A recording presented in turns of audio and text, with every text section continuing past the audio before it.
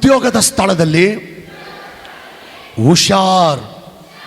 ಉದ್ಯೋಗದ ಸ್ಥಳದಲ್ಲಿ ಹುಷಾರ್. ವಾಕ್ಯ ಓದೋಣ. ಆದಿಕಾಂಡ ಬರೆದ ಪುಸ್ತಕ 39ನೇ ಅಧ್ಯಾಯ 7ರಿಂದ 12ನೇ ವಚನದವರೆಗೂ. ಈಗಿರುವಲ್ಲಿ ಅವನ ದಣಿಯ ಹೆಂಡತಿಯು ಅವನ ಮೇಲೆ ಕಣ್ಣು ಹಾಕಿ ತನ್ನೊಡನೆ ಸಂಗಮಕ್ಕೆ ಕರೆದಳು. ಆದರೆ ಅವನು ಒಪ್ಪದೆ, ನನ್ನ ದಣಿಯು ತನ್ನ ಆಸ್ತಿಯನ್ನೆಲ್ಲ ನನ್ನ ವಶಕ್ಕೆ ಒಪ್ಪಿಸಿ ನಾನು ಇರುವುದರಿಂದ ಮನೆಯೊಳಗೆ ನಡೆಯುವ ಯಾವ ಕೆಲಸವನ್ನು ಚಿಂತಿಸದೇ ಇದ್ದಾನೆ.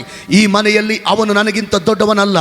ನೀನು ಅವನ ಧರ್ಮಪತ್ನಿಯಾದುದರಿಂದ ನಿನ್ನನ್ನು ಮಾತ್ರ ನನಗೆ ಅಧೀನ ಮಾಡಲಿಲ್ಲ. ಈಗಿರುವಲ್ಲಿ ನಾನು ಇಂಥ ಮಹಾ ದುಷ್ಕೃತ್ಯವನ್ನು ನಡೆಸಿ ದೇವರಿಗೆ ವಿರುದ್ಧವಾಗಿ ಹೇಗೆ ಪಾಪ ಮಾಡಲಿ ಎಂದು ತನ್ನ ದಣಿಯ ಹೆಂಡತಿಗೆ ಉತ್ತರ ಕೊಟ್ಟನು. ಆಕೆ ಯೋಸೇಫನ ಸಂಗಡ ಪ್ರತಿದಿನವೂ ಈ ಮಾತನ್ನು ಆಡಿದಾಗ್ಯೂ ಅವನು ಅದಕ್ಕೆ ಕಿವಿಗೊಡದೆ ಆಕೆಯಲ್ಲಿ ಸಂಗಮ ಮಾಡುವುದಕ್ಕಾಗಲಿ ಆಕೆ ಬಳಿಯಲ್ಲಿರುವುದಕ್ಕಾಗಲಿ ಒಪ್ಪಿಕೊಳ್ಳಲೇ ಇಲ್ಲ. ಹೀಗಿರಲು ಒಂದು ದಿನ ಅವನು ತನ್ನ ಕೆಲಸದ ಮೇಲೆ ಮನೆಗೆ ಬಂದಾಗ ಮನೆಯವರಲ್ಲಿ ಯಾರು ಒಳಗೆ ಇಲ್ಲದಿರುವಲ್ಲಿ ಆಕೆ ಅವನ ಬಟ್ಟೆಯನ್ನು ಹಿಡಿದುಕೊಂಡು ನನ್ನ ಸಂಗಮಕ್ಕೆ ಬಾ ಅನ್ನಲು ಅವನು ತನ್ನ ಬಟ್ಟೆಯನ್ನು ಆಕೆಯ ಕೈಯಲ್ಲೇ ಬಿಟ್ಟು ತಪ್ಪಿಸಿಕೊಂಡು ಓಡಿ ಹೋದನು. ಮಗನೇ ಸೋದರ ಸೋದರಿ ಚೆನ್ನಾಗೇಳ್ರಿ. ಇವಾಗ ಯೋಸೇಫನಿಗೆ ಐಗುಪ್ತ ದೇಶದಲ್ಲಿ 44ನ ಮನೆಯಲ್ಲಿ ಹೊಸದಾಗಿ ಒಂದು ಉದ್ಯೋಗ ಸಿಕ್ಕಿದೆ, ಹೊಸದಾಗಿ ಒಂದು ಜಾಬ್ ಸಿಕ್ಕಿದೆ. ಏನು ಜಾಬ್ ಗೊತ್ತಾ? ಮ್ಯಾನೇಜ್ಮೆಂಟ್ ಜಾಬ್ ಅಂದರೆ 44ನ ಮನೆ ಜವಾಬ್ದಾರಿ. ಅವನ ಆಸ್ತಿ ವ್ಯವಹಾರ ಎಲ್ಲ ಯೋಸೇಫನೇ ನೋಡ್ಕೋಬೇಕು. ಅವನ ಆಸ್ತಿ ವ್ಯವಹಾರಗಳೆಲ್ಲ ಯೋಸೇಫನೇ ನೋಡ್ಕೋಬೇಕು. ಒಳ್ಳೆ ಜಾಬೆ, ಉತ್ತಮವಾದಂಥ ಜಾಬೆ, ಅದ್ಭುತವಾದಂಥ ಉದ್ಯೋಗನೇ ಯೋಸೇಫನಿಗೆ ಸಿಕ್ಕಿರೋದು. ಬೈಬಲ್ ಹೇಳುತ್ತೆ ಯೋಸೇಫನು ಸುಂದರವಾಗಿದ್ದಾನೆ, ಅಂದವಾಗಿದ್ದಾನೆ, ಸ್ಮಾರ್ಟ್ ಆಗಿದ್ದಾನೆ. ಇವನು ಇದ್ದದಕ್ಕೆ ಆ ಮನೆಯಲ್ಲಿರುವಂಥ ದಣಿಯ ಹೆಂಡತಿ ಅವನ ಮೇಲೆ ಕಣ್ಣಾಕಿ ಒಂದಿನ ಅವನು ಅಲ್ಲಿ ಕೆಲಸ ಮಾಡುವಾಗ ಒಂದಿನ ಬಂದು ಐ ಲವ್ ಯು ಅಂತ ಪ್ರಪೋಸ್ ಮಾಡಿದಾಳೆ. ಪ್ರಪೋಸ್ ಮಾಡುವಂಥ ಸಂದರ್ಭದಲ್ಲಿ ನನ್ನ ದಣಿಯ ಹೆಂಡತಿನೇ ನನಗೆ ಐ ಲವ್ ಯು ಅಂತೇಳಿ ಪ್ರಪೋಸ್ ಮಾಡಿದಾಳೆ. ಈ ಮನೆ ಯಜಮಾನಿನೇ ನನಗೆ ಐ ಲವ್ ಯು ಅಂತ ಪ್ರಪೋಸ್ ಮಾಡಿದಾಳೆ. ನೀನು ನನಗೆ ಇಷ್ಟ ಅಂತ ಪ್ರಪೋಸ್ ಮಾಡಿದಾಳೆ. ನೀನು ನನಗೆ ಜೀವ ಅಂತ ಪ್ರಪೋಸ್ ಮಾಡಿದಾಳೆ. ಇನ್ನು ಇಂಥ ಚಾನ್ಸ್ ಯಾರಿಗೆ ಸಿಗುತ್ತೆ? ಇಂಥ ಅವಕಾಶ ಯಾರಿಗೆ ಸಿಗುತ್ತೆ? ಒಪ್ಕೊಂಡ್ಬಿಡೋಣ, ಎಸ್ ಅಂದ್ಬಿಡೋಣ ಅಂತ ಹೇಳಿ ಒಪ್ಕೊಳ್ಳಿಲ್ಲ. ಬದಲಾಗಿ 44ನ ಹೆಂಡತಿ ಅವನಿಗೆ ಪ್ರಪೋಸ್ ಮಾಡಿದರೆ ಅವನು ಏನು ಹೇಳನ್ ಗೊತ್ತಾ? ಅವನೊಂದು ಮಾತು ಹೇಳ್ತಾನೆ, ನಾನು ದೇವರಿಗೆ ವಿರುದ್ಧವಾಗಿ ಸತ್ರು ಇಂಥ ಕೆಲಸ ಮಾಡಲ್ಲ ಅಂದಿದ್ದಾನೆ. ಕೇಳ್ರಿ. ಮಾರನೇ ದಿನ ಮತ್ತೆ ಒತ್ತಾಯ ಮಾಡಿ ಕೇಳ್ತಾಳೆ. ಅವತ್ತು ಕೂಡ ಒಂದೇ ಮಾತು, ನಾನು ದೇವರಿಗೆ ವಿರುದ್ಧವಾಗಿ ಸತ್ರು ಇಂಥ ಕೆಲಸ ಮಾಡಲ್ಲ ಅಂದಿದ್ದಾನೆ. ನೆಕ್ಸ್ಟ್ ಡೇ ಕೇಳ್ತಾಳೆ, ಅದೇ ಮಾತು ಹೇಳ್ತಾನೆ. ಇನ್ನೊಂದು ದಿನ ಕೇಳ್ತಾಳೆ, ಅದೇ ಮಾತು ಹೇಳ್ತಾನೆ. ಮತ್ತೊಂದು ದಿನ ಕೇಳ್ತಾಳೆ, ಅದೇ ಮಾತು ಹೇಳ್ತಾನೆ. ಮಗದೊಂದಿನ ಕೇಳ್ತಾಳೆ, ಅದೇ ಮಾತು ಹೇಳ್ತಾನೆ. ಡೈಲಿ ಕೇಳ್ತಾಳೆ, ಅದೇ ಮಾತು ಹೇಳ್ತಾನೆ. ಕಾಡಿಸ್ತಾಳೆ, ಅದೇ ಮಾತು ಹೇಳ್ತಾನೆ. ಪೀಡಿಸ್ತಾಳೆ, ಅದೇ ಮಾತು ಹೇಳ್ತಾನೆ. 50 ದಿನ ಒಂದೇ ಮಾತು ಕೇಳಿದ್ರು ಅವನು ಹೇಳ್ತಾನೆ, ದೇವರಿಗೆ ವಿರುದ್ಧವಾಗಿ ನಾನು ಸತ್ರು ಇಂಥ ಕೆಲಸ ಮಾಡಲ್ಲಂದಿದ್ದಾನೆ.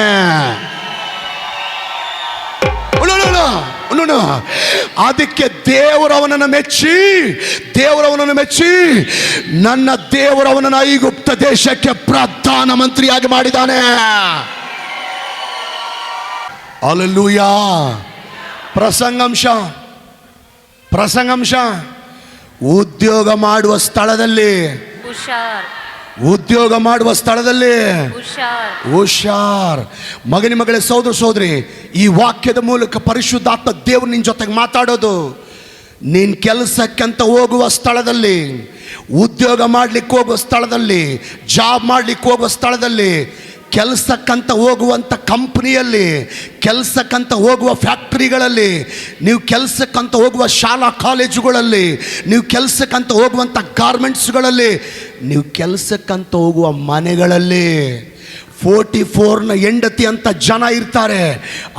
ಅದು ಸ್ತ್ರೀಯರಾಗಿರ್ಬೋದು, ಅದು ಪುರುಷ ಆಗಿರ್ಬೋದು. ಆ ಕೆಲಸ ಮಾಡುವಂಥ ಸ್ಥಳದಲ್ಲಿ ಕೆಲವು ಜನ ನಿಮ್ಮನ್ನು ಪಾಪದಲ್ಲಿ ಬೀಳಿಸ್ಲಿಕ್ಕೆ ಟ್ರೈ ಮಾಡಿದರೆ, ನಿಮಗೆ ಐ ಲವ್ ಯು ಅಂತ ಹೇಳಿ ಮೆಸೇಜ್ ಕಳಿಸಿ ಪ್ರಪೋಸ್ ಮಾಡಿ ನಿಮ್ಮನ್ನು ಪಾಪದಲ್ಲಿ ಬೀಳಿಸಲಿಕ್ಕೆ ಪ್ರಯತ್ನಿಸಿದರೆ, ಡೈಲಿ ನೀ ನನಗೆ ಬೇಕು ಅಂತ ಕೇಳಿದರೆ, ದಿನಾಲು ಈಗ ನಿನ್ನ ಕಾಡಿಸಿದ್ರೆ, ನಿನ್ನ ಪೀಡಿಸಿದ್ರೆ, ನಿನಗೆ ಚಿನ್ನ ರನ್ನ ಬಂಗಾರ ಅಂತ ಮೆಸೇಜ್ ಕಳಿಸಿದ್ರೆ, ನೀನೇ ನನ್ನ ಜೀವ, ನೀನೇ ನನ್ನ ಉಸಿರಂತ ಈಗ ನಿನಗೆ ಮೆಸೇಜ್ ಕಳಿಸಿ ನಿನ್ನನ್ನು ಪಾಪದಲ್ಲಿ ಬಿಡಿಸ್ಲಿಕ್ಕೆ ನೋಡಿದರೆ, ನಿನ್ನ ಬಾಯಿಂದ ಎಂಥ ಉತ್ತರ ಬರ್ಬೇಕಂತ ದೇವತೆ ಎದುರು ನೋಡ್ತಾನೆ ಗೊತ್ತಾ?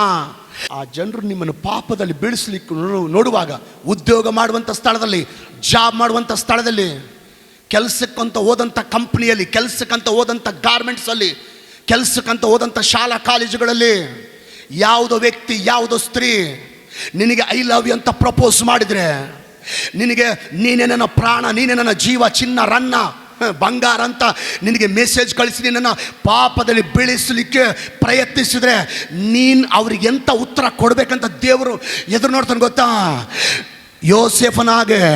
ಯೋಸೇಫನಾಗೆ ಮುಖಕ್ಕೆ ಹೊಡೆದಂಗೆ ದೇವರಿಗೆ ವಿರುದ್ಧವಾಗಿ ಸತ್ರು ಇಂಥ ಕೆಲಸ ಮಾಡಲಂತ ಅವರಿಗೆ ಮುಖಕ್ಕೆ ಹೊಡೆದಂಗೆ ಉತ್ತರ ಕೊಡ್ಬೇಕಂತ ದೇವ್ರು ಬಯಸ್ತಾನೆ. Praise the Lord, hallelujah. ಮಗನಿ ಮಗಳೇ, ಸಹೋದರ ಸಹೋದರಿ, ನೀನು ಕೆಲಸ ಮಾಡುವಂಥ ಕಾಲೇಜಲ್ಲಿ, ನೀನು ಕೆಲಸ ಮಾಡುವಂಥ ಶಾಲೆಗಳಲ್ಲಿ ನಿಮ್ಮ ಸಾರ್, ನಿಮ್ಮ ಮೇಡಮ್ ನಿಮ್ಮನ್ನು ಪಾಪದಲ್ಲಿ ಬೀಳಿಸಲಿಕ್ಕೆ ನೋಡಿದರೆ ನೀವು ಹೆಂಗೆ ಉತ್ತರ ಕೊಡಬೇಕಂತ ನಿಮ್ಮ ಗಂಡ ಬಯಸ್ತಾನೆ ಗೊತ್ತಾ? ಈಗ ನಾನು ದೇವರಿಗೆ ವಿರುದ್ಧವಾಗಿ ಸತ್ರು ಇಂಥ ಕೆಲಸ ಮಾಡಲ್ಲ ಅಂತ ಮುಖಕ್ಕೆ ಹೊಡೆದಂಗೆ ಹೇಳ್ಬೇಕಂತ ನಿಮ್ಮ ಗಂಡ ನಿಮ್ಮಿಂದ ಎದುರು ನೋಡ್ತಾನೆ. ನೀವು ಕೆಲಸಕ್ಕಂತ ಹೋಗುವ ಕಂಪನಿಗಳಲ್ಲಿ, ಕೆಲಸಕ್ಕಂತ ಹೋಗುವ ಫ್ಯಾಕ್ಟರಿಗಳಲ್ಲಿ ಯಾರೋ ಒಬ್ಬ ಸ್ತ್ರೀ, ಯಾರೋ ಒಬ್ಬ ಮೇಡಮ್ ನಿಮ್ಮನ್ನು ಪಾಪದಲ್ಲಿ ಬೀಳಿಸಲಿಕ್ಕೆ ನೋಡಿದ್ರೆ ನೀವು ಎಂಥ ಉತ್ತರ ಕೊಡ್ಬೇಕಂತ ನಿಮ್ಮ ಹೆಂಡತಿ ಎದುರು ನೋಡ್ತಾಳೆ ಗೊತ್ತಾ? ಈಗ ದೇವರಿಗೆ ವಿರುದ್ಧವಾಗಿ ನಾನು ಸತ್ರು ಇಂಥ ಕೆಲಸ ಮಾಡಲ್ಲಂತ ಅವರಿಗೆ ಮುಖಕ್ಕೆ ಹೊಡೆದಂಗೆ ಉತ್ತರ ಕೊಡ್ಬೇಕಂತ ನಿಮ್ಮ ಹೆಂಡತಿ ನಿಮ್ಮಿಂದ ಎದುರು ನೋಡ್ತಾಳೆ. ಹಲ್ಲೆಲೂಯಾ. ನೀನು ಓದಲಿಕ್ಕೆ ಅಂತ ಕಾಲೇಜ್ಗೆ ಹೋದಂಥ ಸ್ಥಳದಲ್ಲಿ, ಹಾಸ್ಟ್ಲಿಗೆ ಹೋದಂಥ ಸ್ಥಳದಲ್ಲಿ ಯಾವುದೋ ವ್ಯಕ್ತಿ, ಯಾವುದೋ ಸ್ತ್ರೀ ನಿಮ್ಮನ್ನು ಪಾಪದಲ್ಲಿ ಬೀಳಿಸ್ಲಿಕ್ಕೆ ನೋಡಿದ್ರೆ, ಅಲೋ ನೀವು ಎಂಥ ಉತ್ತರ ಕೊಡ್ಬೇಕಂತ ನಿಮ್ಮ ತಂದೆ ತಾಯಿಗಳು ಎದುರು ನೋಡ್ತಾರೆ ಗೊತ್ತಾ? ದೇವರಿಗೆ ವಿರುದ್ಧವಾಗಿ ನಾನು ಸತ್ರು ಇಂಥ ಕೆಲಸ ಮಾಡಕ್ಕೆ ತಯಾರಿಲ್ಲ ಅಂತ ಮುಖಕ್ಕೆ ಕೊಡ್ದಂಗೆ ಹೇಳ್ಬೇಕಂತ ನಿಮ್ಮ ತಂದೆ ತಾಯಿಗಳು ನಿಮ್ಮಿಂದ ಎದುರು ನೋಡ್ತಾರೆ. ಹಲ್ಲೆಲೂಯಾ. ಜೋರಾಗಿ ಹಲ್ಲೆಲೂಯಾ, ಹಲ್ಲೆಲೂಯಾ. ಇನ್ನು ನೀನು ಗಾರ್ಮೆಂಟ್ಸ್ಗೆ ಹೋಗ್ತಾ ಇದೀಯಾ, ಫ್ಯಾಕ್ಟ್ರಿಗಳಿಗೆ ಹೋಗ್ತಾ ಇದೀಯಾ, ಜಾಬ್ ಮಾಡೋಕ್ಕೆ ಹೋಗ್ತಾ ಇದೆಯಾ, ಆ ಸ್ಥಳದಲ್ಲಿ ಯಾರಾದರೂ ಒಬ್ಬ ವ್ಯಕ್ತಿ, ಯಾರಾದರೂ ಒಬ್ಬ ಸ್ತ್ರೀ ನಿನ್ನನ್ನು ಪಾಪದಲ್ಲಿ ಬೀಳಿಸಲಿಕ್ಕೆ ನೋಡಿದ್ರೆ ಅವರಿಗೆ ಮುಖಕ್ಕೆ ಕೊಡ್ದಂಗೆ ಉತ್ತರ ಕೊಡ್ಬೇಕು. ಎಂಥ ಉತ್ತರ ಕೊಡಬೇಕಂತ ದೇವ್ರು ಬಯಸ್ತಾನೆ ಗೊತ್ತಾ? ದೇವರಿಗೆ ವಿರುದ್ಧವಾಗಿ ಸತ್ರು ಇಂಥ ಕೆಲಸ ಮಾಡಲ್ಲಂತ ಮುಖಕ್ಕೆ ಕೊಡ್ದಂಗೆ ಹೇಳ್ಬೇಕು ಅಂತ ನಿಮ್ಮ ಕುಟುಂಬಸ್ಥರು ನಿಮ್ಮಿಂದ ಆ ರೀತಿ ಹೇಳುವಂತೆ, ಮುಖಕ್ಕೆ ಕೊಡ್ದಂಗೆ ಹೇಳ್ತೀರಿ ಅಂತೇಳಿ ನಿಮ್ಮ ಕುಟುಂಬದವ್ರು ನಿಮ್ಮಿಂದ ಎದುರು ನೋಡ್ತಾರೆ. ಹಲ್ಲೆಲೂಯಾ. ಮಗನಿ ಮಗಳೇ, ಸಹೋದರ ಸಹೋದರಿ, ಭಾಳ ಜನ ಗಂಡಂದರು ನನ್ನ ಹೆಂಡ್ತಿ, ನನ್ನ ಮಕ್ಕಳು, ನನ್ನ ಫ್ಯಾಮಿಲಿ ಅಂತ ಬೆಳಿಗ್ಗೆಯಿಂದ ಸಾಯಂಕಾಲದವರೆಗೂ ಕತ್ತೆ ದುಡ್ದಂಗೆ ದುಡ್ದು ನಿಮ್ಮನ್ನು ಸಾಕಿ ನಿಮ್ಮನ್ನು ಪೋಷಿಸ್ತಾ ಇದ್ದಾರೆ. ಅಂಥ ಗಂಡನ ಮೇಲೆ ನಿಮಗೆ ಪ್ರೀತಿ ಬರಲಿಲ್ಲ, ಯಾವನೊಬ್ಬ ಅಯೋಗ್ಯ ಐ ಲವ್ ಯು ಅಂತ ಮೆಸೇಜ್ ಕಳಿಸಿದ ಕೂಡಲೇ, ನೀನೇ ನನ್ನ ಜೀವ ಅಂತ ಮೆಸೇಜ್ ಕಳಿಸಿದ ಕೂಡಲೇ ಅವನ ಮೇಲೆ ಪ್ರೀತಿ ಬಂದ್ಬಿಡ್ತಾ ನಿನಗೆ.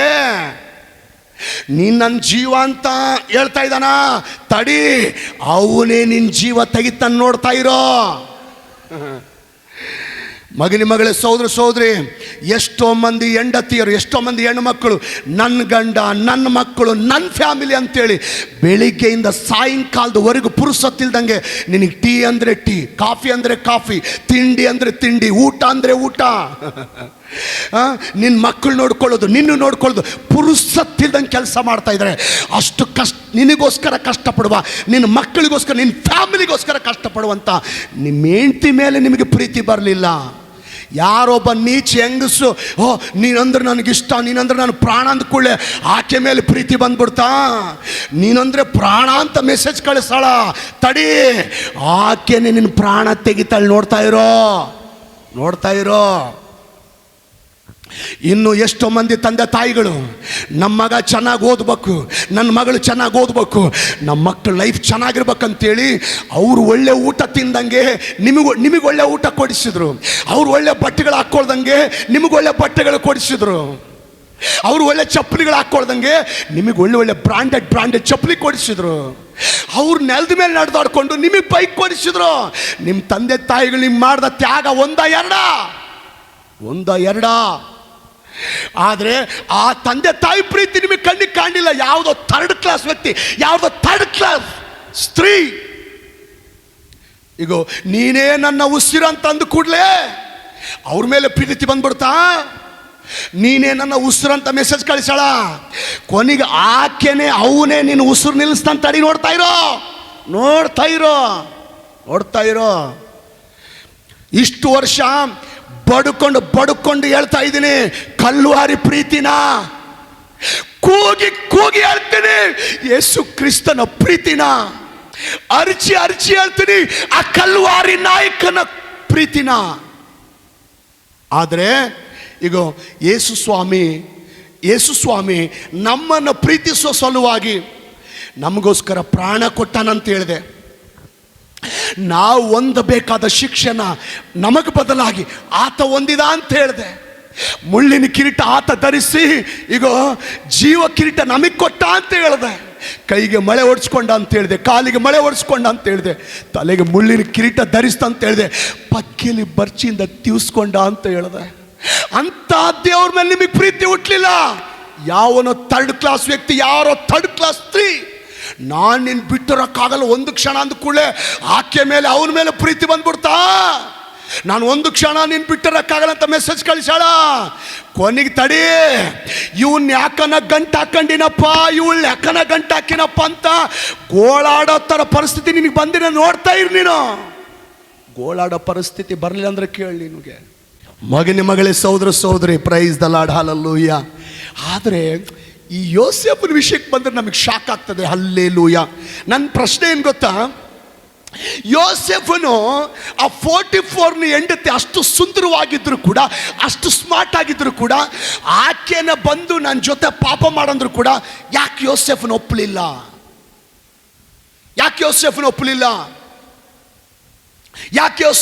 ನಾನು ಬೈಬಲ್ ಓದಬೇಕಾದ್ರೆ ಭಾಳ ಚೆನ್ನಾಗಿ ಓದ್ತೀನಿ. ದೇವರೇ ಮಾತಾಡ್ದೇವ್ರೆ, ಸ್ಪೆಷಲಾಗಿ ಮಾತಾಡ್ದೇವ್ರೆ ಅಂತೀನಿ. ಯಾಕೆ ಯೋಸೇಫನ ಹೆಂಡ್ತಿ, ತನ್ನ ದಣಿ ಹೆಂಡ್ತಿ, ದೊಡ್ಡ ಸೌಕಾತಿ ಓನರ್ ಹೆಂಡ್ತಿ ತನ್ನ ಜೊತೆ ಪಾಪ ಮಾಡಿ ಕರೆದು ಯಾಕೆ ಅವನ ಪಾಪದಲ್ಲಿ ಬಿದ್ದೋಗ್ಲಿಲ್ಲ? ಹೇಳ್ತೀನಿ ಯಾಕೆ ಬಿದ್ದೋಗ್ಲಿ, ಹೇಳ್ತೀನಿ ಕೇಳಿಸ್ಕೊ. ದೇವ್ರು ಮಾತಾಡೋಣ, ಅದಕ್ಕೆ ಹೇಳ್ತೀನಿ ಕೇಳಿಸ್ಕೊ. ಯಾಕೆ ಯೋಸೇಫನು 44 ಹೆಂಡ್ತಿ ಜೊತೆ ಬಿದ್ದೋಗ್ಲಿಲ್ಲ ಪಾಪದಲ್ಲಿ? ಹೇಳ್ತೀನಿ ಕೇಳಿಸ್ಕೊ. ಯೋಸೇಫನು ತಾನು ಕೆಲಸ ಮಾಡುವಂಥ ಜಾಗದಲ್ಲಿ 44ನ ಹೆಂಡ್ತಿ ಅವನ ಕಣ್ಣಿಗೆ ಸ್ಪೆಷಲ್ ಆಗಿ ಕಾಣಲಿಲ್ಲ. ಅವನು ಮಾಡ್ತಿರುವ ಜಾಬ್ ಅವನಿಗೆ ದೊಡ್ಡದಾಗಿ ಕಾಣಲಿಲ್ಲ. ಅವನು ಕೆಲಸ ಮಾಡುವಂಥ ಜಾಗದಲ್ಲಿ ಅವನ ಕಣ್ಣಿಗೆ ಸ್ಪೆಷಲ್ ಆಗಿ ಕಾಣಿಸಿದ್ದು, ಸುಂದರವಾಗಿ ಕಾಣಿಸಿದ್ದು, ಅವನಿಗೆ ಇಷ್ಟವಾಗಿ ಕಾಣಿಸಿ ಯಾರು ಗೊತ್ತಾ? ನನ್ನ ದೇವರೇ ಅವನಿಗೆ ಸ್ಪೆಷಲ್ ಆಗಿ ಕಾಣಿಸಿದನು. ಮಗನೇ, ಸಹೋದರಿ, ಇವತ್ತು ಎಷ್ಟು ಜನ, ಎಷ್ಟು ಮಂದಿ ನಿಮ್ಮ ಎದೆ ಮುಟ್ಕೊಂಡು ಯಥಾರ್ಥವಾಗಿ ಹೇಳ್ತೀರಿ, ನಾನು ಕೆಲಸ ಮಾಡುವಂಥ ಸ್ಥಳದಲ್ಲಿ, ಜಾಬ್ ಮಾಡುವಂಥ ಸ್ಥಳದಲ್ಲಿ, ಈಗ ದೇವ್ರ ಸ್ತೋತ್ರ, ಜಾಬ್ ಮಾಡುವಂಥ ಸ್ಥಳದಲ್ಲಿ, ಉದ್ಯೋಗ ಮಾಡುವಂಥ ಸ್ಥಳದಲ್ಲಿ, ಕೆಲಸ ಮಾಡಲಿಕ್ಕಂತ ಹೋದಂಥ ಫ್ಯಾಕ್ಟ್ರಿಯಲ್ಲಿ, ಕೆಲಸ ಮಾಡಲಿಕ್ಕೆ ಹೋದಂಥ ಗಾರ್ಮೆಂಟ್ಸಲ್ಲಿ, ಕೆಲಸ ಮಾಡಲಿಕ್ಕಂತ ಹೋದಂಥ ಕಂಪ್ನಿಯಲ್ಲಿ ಯಾವ ಸಾರ್ ನನಗೆ ಸ್ಪೆಷಲ್ ಅಲ್ಲ, ಯಾವ ಮೇಡಮ್ ನನಗೆ ಸ್ಪೆಷಲ್ ಅಲ್ಲ, ಯಾವ ಅಧಿಕಾರಿ ನನಗೆ ಸ್ಪೆಷಲ್ ಅಲ್ಲ, ಯಾವ ಸೂಪರ್ವೈಸರ್ ನನಗೆ ಸ್ಪೆಷಲ್ ಅಲ್ಲ, ಯಾವ ಡೈರೆಕ್ಟರ್ ನನಗೆ ಸ್ಪೆಷಲ್ ಅಲ್ಲ, ಯಾವ ಮ್ಯಾನೇಜರ್ ನನಗೆ ಸ್ಪೆಷಲ್ ಅಲ್ಲ. ನನ್ನ ದೇವರೇ ನನಗೆ ಸ್ಪೆಷಲ್. ನನ್ನ ದೇವರೇ ನನಗೆ ಸ್ಪೆಷಲ್. ನನ್ನ ದೇವರೇ ನನಗೆ ಸ್ಪೆಷಲ್. ಒಂದು ಮಾತು ಹೇಳ್ತೀನಿ, ನಿಜ ಹೇಳ್ತೀನಿ ರೀ, ಹಲ್ಲೆಲೂಯ. ನೀವು ಕೆಲಸ ಮಾಡುವಂಥ ಜಾಗದಲ್ಲಿ ದೇವರೇ ನಿಮಗೆ ಮುಖ್ಯ ಆಗಿದ್ರೆ, ಆಮೇಲೆ ಬರಲಮ್ಮ, ದೇವರೇ ನಿಮಗೆ ಮುಖ್ಯ ಆಗಿದ್ರೆ, ದೇವರೇ ನಿಮಗೆ ಇಷ್ಟ ಆಗಿದ್ರೆ, ದೇವರೇ ನಿಮಗೆ ಪ್ರಾಣ ಆಗಿದ್ರೆ, ದೇವರೇ ಎಲ್ಲರಿಗಿಂತ ನಿಮಗೆ ಶ್ರೇಷ್ಠ ಆಗಿದ್ರೆ, ನೀವು ಜಾಬ್ ಮಾಡುವಂಥ ಸ್ಥಳದಲ್ಲಿ ಯಾರು ನಿಮ್ಮನ್ನು ಪಾಪದಲ್ಲಿ ಬೆಳೆಸ್ಕಿ ನೋಡಿದ್ರೆ ನೀವು ಪಾಪದಲ್ಲಿ ಬೀಳಲ್ಲ. ಯಾರು ಬಿದ್ದೋಗ್ತಾರೆ ಗೊತ್ತಾ? ದೇವರಿಗಿಂತ ಈ ಸಾರೇ ಹೆಚ್ಚು ಹೋದ್ರು, ದೇವರಿಗಿಂತ ಈ ಮೇಡಮ್ನ ಹೆಚ್ಚು ಹೋದ್ರು. ಬೈಬಲಲ್ಲಿ ಕೀರ್ತನೆ 45:2 ಕೀರ್ತನೆಕಾರನು ಒಂದು ಮಾತು ಹೇಳ್ತಾನೆ. ಅಬ್ಬಾ, ಏನು ಮಾತ್ರಿ ಅದು, ಏನು ಮಾತ್ರಿ? ನೀನು ಎಲ್ಲ ಮನುಷ್ಯರಿಗಿಂತ ಅತಿ ಸುಂದರನು.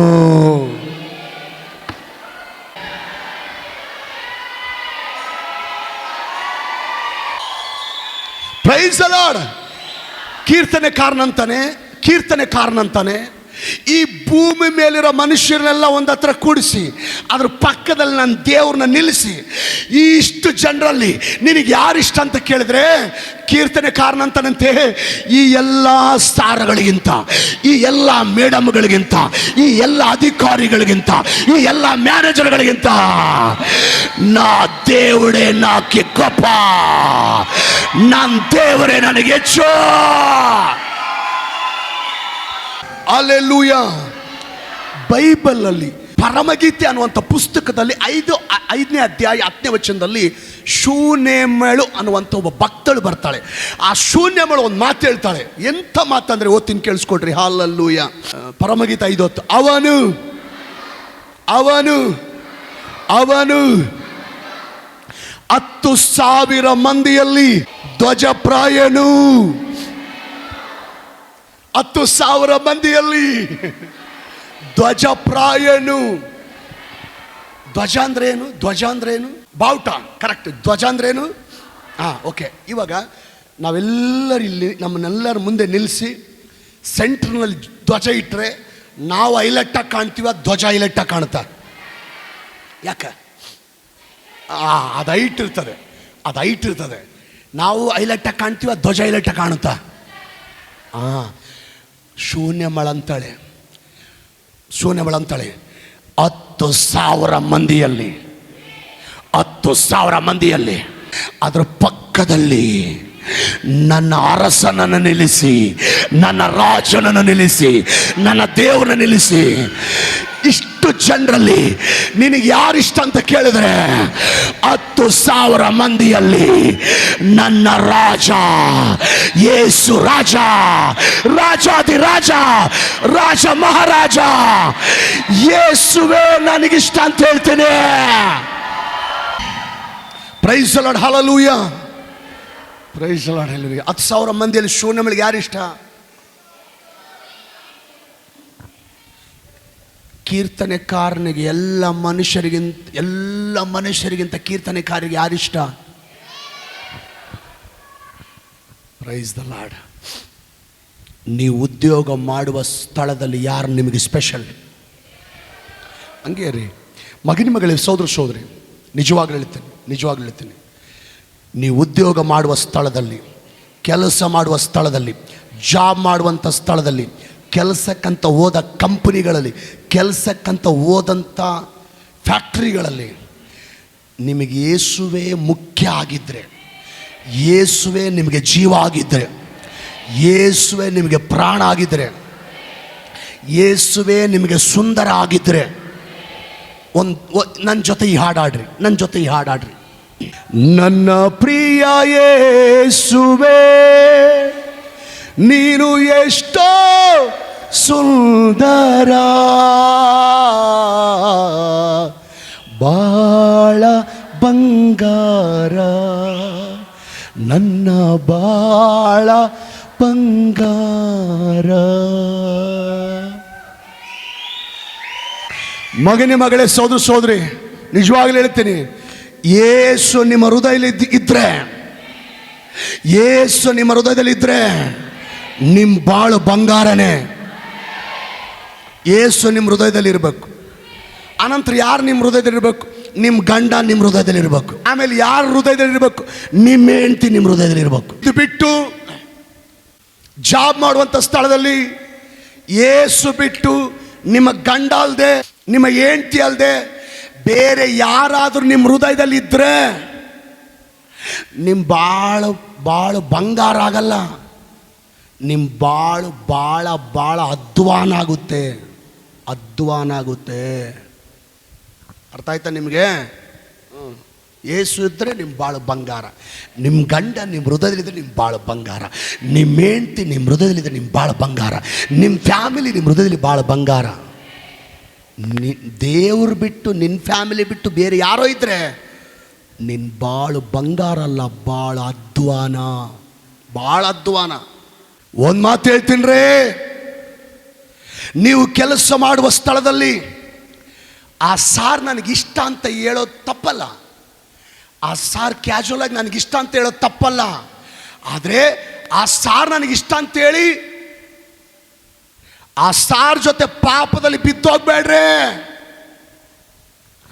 ಬದಲಾಗಿ ಆ ಸಾರ್ಗಿಂತ ನನ್ನ ದೇವರೇ ನನಗಿಷ್ಟ, ಆ ಸಾರ್ಗಿಂತ ನನ್ನ ದೇವರೇ ನನಗೆ ಪ್ರಾಣ, ಆ ಸಾರ್ಗಿಂತ ನನ್ನ ದೇವರೇ ನನಗೆ ಸ್ಪೆಷಲ್ ಅಂತ ಬದುಕ್ರಿ. ಆಮೇಲೆ ನೋಡ್ರಿ ದೇವರು ನಿಮ್ಮನ್ನ ಹೆಂಗೆ ಆಶೀರ್ವಾದ ಮಾಡ್ತಾನೆ, ನಿಮಗೆ ಆಶ್ಚರ್ಯ ಆಗುತ್ತೆ. ನೀವು ಉದ್ಯೋಗ ಮಾಡುವ ಸ್ಥಳದಲ್ಲಿ, ಜಾಬ್ ಮಾಡುವಂಥ ಸ್ಥಳದಲ್ಲಿ ಆ ಮೇಡಮ್ ಅಂತ ನನಗಿಷ್ಟ ಅಂತ ಹೇಳೋದು ತಪ್ಪಲ್ಲ, ಕ್ಯಾಶುವಲ್ ಆಗಿ ಹೇಳೋದು ತಪ್ಪಲ್ಲ. ಆದರೆ ಆ ಮೇಡಮ್ ಅಂದ್ರೆ ನನಗಿಷ್ಟ ಅಂತೇಳಿ ಆ ಮೇಡಮ್ ಜೊತೆ ಪಾಪದಲ್ಲಿ ಬಿದ್ದೋಗ್ಬೇಡ್ರಿ. ಬದಲಾಗಿ ಆ ಮೇಡಮ್ಗಿಂತ ದೇವರೇ ನನಗೆ ಮುಖ್ಯ, ದೇವರೇ ನನಗಿಷ್ಟ, ದೇವರೇ ನನಗೆ ಪ್ರಾಣ ಅಂತ ಬದುಕ್ರಿ. ಆಮೇಲೆ ನೋಡ್ರಿ ದೇವ್ರು ಹೆಂಗೆ ಆಶ್ಚರ್ಯವಾಗಿ ನಿಮ್ಮನ್ನ ಮೇಲೆ ತರ್ತಾನೆ, ನಿಮಗೆ ಆಶ್ಚರ್ಯ ಆಗುತ್ತೆ. ನೀವು ಜಾಬ್ ಮಾಡುವಂಥ ಸ್ಥಳದಲ್ಲಿ, ಕಂಪ್ನಿಯಲ್ಲಿ, ಈಗ ಆ ಮ್ಯಾನೇಜರ್ ಒಳ್ಳೆಯವರು, ಆ ಮ್ಯಾನೇಜರ್ ನನಗಿಷ್ಟ ಅಂತ ಹೇಳೋದು ತಪ್ಪಲ್ಲ, ಕ್ಯಾಶುವಲ್ ಆಗಿ ಹೇಳಿದ್ರೆ ತಪ್ಪಲ್ಲ.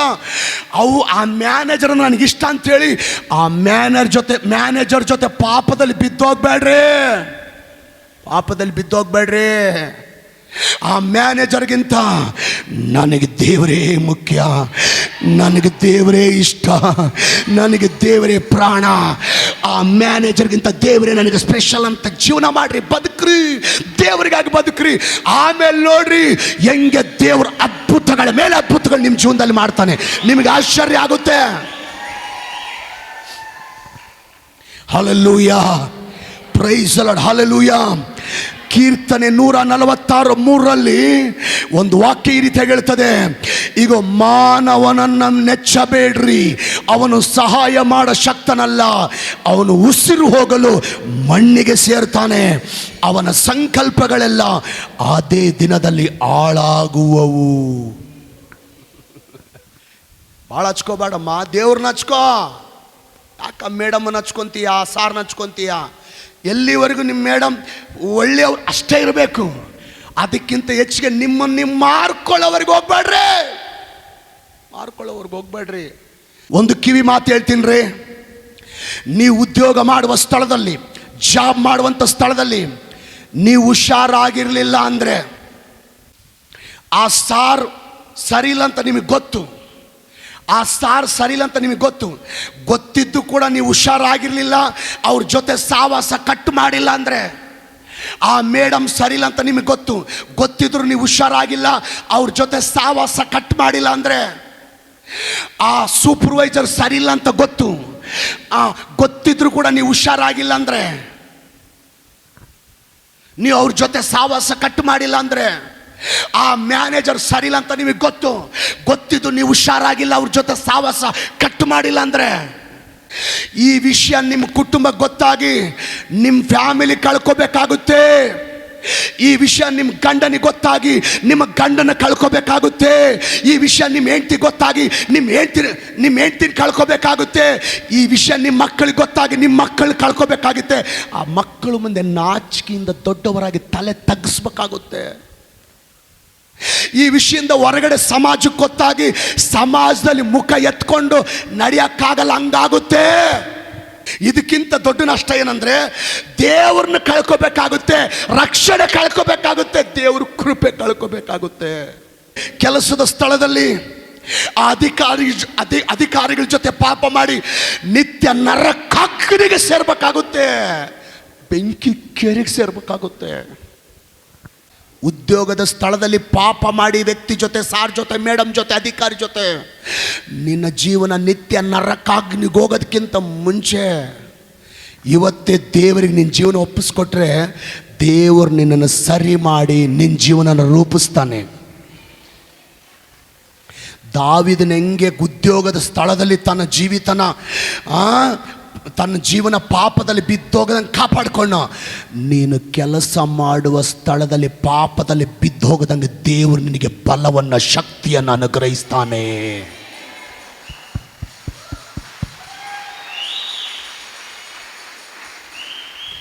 ಉದ್ಯೋಗದ ಸ್ಥಳದಲ್ಲಿ ಹುಷಾರಾಗಿರ್ಲಿಲ್ಲ ಅಂದರೆ ನಿನ್ನ ಲೈಫ್ ಖತಮ್. ನಿನ್ನ ಜೀವನ ಹಂಗೆ ಆಗಬಾರ್ದಂತ ಪವಿತ್ರ ಆತ್ಮನ ನಿನ್ನ ಬಗ್ಗೆ ಭಾರ ತಕ್ಕೊಂಡು ಎಚ್ಚರಿಸ್ತಾ ಇದ್ದಾನೆ. ಇವತ್ತೇ ಚೇಂಜ್ ಆದರೆ ಒಳ್ಳೆಯದು, ಬದಲಾದರೆ ಒಳ್ಳೆಯದು. ಇಲ್ಲಾಂದರೆ ನಾಳೆ ಎಲ್ಲರನ್ನ ಕಳ್ಕೊಂಡು ಒಂಟಿಯಾಗಿ ಎದೆದ ಬಡ್ಕೊಳ್ಳುವಂಥ ಪರಿಸ್ಥಿತಿ ಬರೋದಕ್ಕಿಂತ ಮುಂಚೆ ಬದಲಾಗ್ಬಿಡು. ಇನ್ನೊಂದು ಥಾಟ್, ಯೋಸೇಫನ ಜೀವಿತ ಗಮನಿಸಿದ್ರೆ ನನಗೆ ಆಶ್ಚರ್ಯ ಆಗುತ್ತೆ.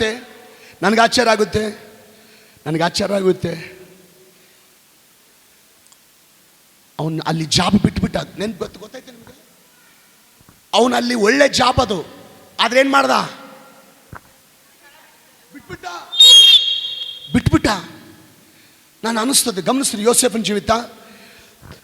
ತನ್ನ ಜಾಬ್ ಬೇಕಾದ್ರೂ ಬಿಡಕ್ಕೆ ರೆಡಿ ಇದ್ದಾನೆ, ತನ್ನ ಉದ್ಯೋಗ ಬೇಕಾದ್ರೂ ಕಳ್ಕೊಳ್ಳಕ್ಕೆ ರೆಡಿ ಇದ್ದಾನೆ. 44ನ ಹೆಂಡತಿ ಜೊತೆ ಪಾಪ ಮಾಡಿ ದೇವ್ರನ್ನ ಕಳ್ಕೊಳ್ಳೋಕ್ಕಿಷ್ಟ ಇಲ್ಲ, ದೇವರ ರಕ್ಷಣೆ ಕಳ್ಕೊಳ್ಳೋಕ್ಕಿಷ್ಟ ಇಲ್ಲ, ದೇವರ ಕೃಪೆ ಕಳ್ಕೊಳ್ಳೋಕ್ಕಿಷ್ಟ ಇಲ್ಲ, ದೇವರ ಆಶೀರ್ವಾದ ಕಳ್ಕೊಳ್ಳೋಕ್ಕಿಷ್ಟ ಇಲ್ಲ. ಜಾಬ್ ಬೇಕಾದ್ರೆ ಕಳ್ಕೊಳ್ಳೋಕೆ ರೆಡಿ ಇದ್ದಾನೆ. 44ನ ಹೆಂಡತಿ ಜೊತೆ ಪಾಪ ಮಾಡಿ ದೇವರ ಕೃಪೆ, ದೇವ್ರನ್ನ ಕಳ್ಕೊಳ್ಳೋಕೆ ತಯಾರಿಲ್ಲ. ಒಂದು ನಿಮಿಷ ಹಂಗೇರಿ. ಬಹಳ ಜನ ಹೆಂಗಿದಾರಂದ್ರೆ ಕಟ್ಕೊಂಡಿರೋ ಗಂಡನ ಬೇಕಾದ್ರೆ ಬಿಡಕ್ಕೆ ತಯಾರಿದ್ದಾರೆ. ಸ್ವಲ್ಪ ಕಠಿಣವಾಗಿ ಹೇಳ್ತೀನಿ, ಸ್ವಲ್ಪ ಚುಚ್ಚಿ ಆದ್ರೆ ಬದಲಾಗ್ತಾರೇನೋ ಅಂತ. ಬಹಳ ಜನ ಹೆಣ್ಣು ಮಕ್ಕಳು ಹೆಂಗಿದಾರಂದ್ರೆ ಕಟ್ಕೊಂಡಿರೋ ಗಂಡನ ಬೇಕಾದ್ರೆ ಬಿಡಕ್ಕೆ ತಯಾರಿದ್ದಾರೆ, ಎತ್ತ ಮಕ್ಕಳನ್ನು ಕೂಡ ಬಿಡಕ್ಕೆ ತಯಾರಿದ್ದಾರೆ, ಇಟ್ಕೊಂಡಿರೋನು ಬಿಡಕ್ಕೆ ತಯಾರಿಲ್ಲ. ಇಂಥವ್ರು ಎಂಥ ಕಷ್ಟ ಅನುಭವಿಸ್ತೀರಂದ್ರೆ ನೀವು ನಿಮ್ಮ ಜೀವನದಲ್ಲಿ ನೆನೆಸ್ಕೋಬೇಕು. ಅಂಥ ಪೆಟ್ಟು ನೀವು ತಿಂತೀರಿ, ನೆನ್ಪಿಟ್ಕೊಳ್ರಿ. ಇನ್ನು ಕೆಲವು ಜನ ಗಂಡು ಮಕ್ಕಳು ಹೆಂಗಿದಾರಂದ್ರೆ ಕಟ್ಕೊಂಡಿರೋ ಹೆಂಡತಿ ಬೇಕಾದ್ರೆ ಬಿಡಕ್ಕೆ ರೆಡಿ ಇದ್ದಾರೆ, ಎತ್ತ ಮಕ್ಕಳನ್ನ ಬೇಕಾದ್ರೆ ಬಿಡಕ್ಕೆ ರೆಡಿ ಇದ್ದಾರೆ, ಇಟ್ಕೊಂಡಿರೋ ಆಕೆನ ಬಿಡಕ್ಕೆ ತಯಾರಿಲ್ಲ. ನಾನು ನಿಮ್ಗೊಂದು ಮಾತು ಹೇಳ್ತೀನಿ, ಮಡಿಲಲ್ಲಿ ಬೆಂಕಿ ಇಟ್ಕೊಂಡ್ರೆ ಹೆಂಗಾಗುತ್ತೆ? ಸುಟ್ಟೋಗ್ತೀಯ. ಜಾರಸ್ತ್ರೀ ಅದಕ್ಕಿಂತ ಡೇಂಜರ್, ನಿನ್ನ ಜೀವನನ ಸುಟ್ಟಾಕ್ತಾಳೆ. ತಡಿ, ನೋಡ್ತಾ ಇರೋ. ಬಹಳ ಜನ ಯವನಸ್ಥ ಹುಡುಗರು ಎತ್ತ ತಂದೆ ತಾಯಿಗಳನ್ನ, ಸಾಕಿದ ತಂದೆ ತಾಯಿಗಳನ್ನ ಬಿಡಕ್ಕೆ ತಯಾರಿದ್ದಾರೆ, ಆ ಗರ್ಲ್ ಫ್ರೆಂಡನ್ನು ಬಿಡಕ್ಕೆ ತಯಾರಿಲ್ಲ. ಎಷ್ಟೋ ಜನ ಯವನಸ್ಥ ಸ್ತ್ರೀಯರು ಈಗ ಎತ್ತ ತಂದೆ ತಾಯಿನ ಬಿಡಕ್ಕೆ ತಯಾರಿದ್ದಾರೆ, ಆ ಬಾಯ್ ಫ್ರೆಂಡನ್ನು ಬಿಡಕ್ಕೆ ತಯಾರಿಲ್ಲ. ಬಿಡಬೇಡ, ಗಟ್ಟಿಯಾಗಿ ಹಿಡ್ಕೋ, ನಿನ್ನ ಬುಡಕ್ಕೆ ಬರ್ತದೆ. ಅವನು ಕೈ ಕೊಟ್ಟೋಗ್ತಾನೆ, ಆಕೆ ಕೈ ಕೊಟ್ಟೋಗ್ತಾಳೆ. ಅವಾಗ ನಿನಗೆ ಅರ್ಥ ಆಗುತ್ತೆ, ಅಲ್ಲಿವರೆಗೆ ಅರ್ಥ ಆಗಲ್ಲ. ನನ್ನ ಬೈಬಲ್ ಒಂದು ಮಾತು ಹೇಳುತ್ತೆ, ಯೆರೆಮೀಯ 31:3, ನಾನು ನಿನ್ನನ್ನು ಪ್ರೀತಿಸಿರುವುದು ಶಾಶ್ವತವಾದ ಪ್ರೇಮದಿಂದಲೇ. ನನ್ನ ಪ್ರೀತಿ ಮೋಸ ಮಾಡೋ ಪ್ರೀತಿ ಅಲ್ಲ, ನನ್ನ ಪ್ರೀತಿ ಅನ್ಯಾಯ ಮಾಡೋ ಪ್ರೀತಿ ಅಲ್ಲ, ನನ್ನ ಪ್ರೀತಿ ಅರ್ಧಕ್ಕೆ ಕೈ ಕೊಟ್ಟು ಹೋಗೋ ಪ್ರೀತಿ ಅಲ್ಲ. ನನ್ನ ದೇವ್ರ ಪ್ರೀತಿ ಶಾಶ್ವತವಾದ ಪ್ರೀತಿ.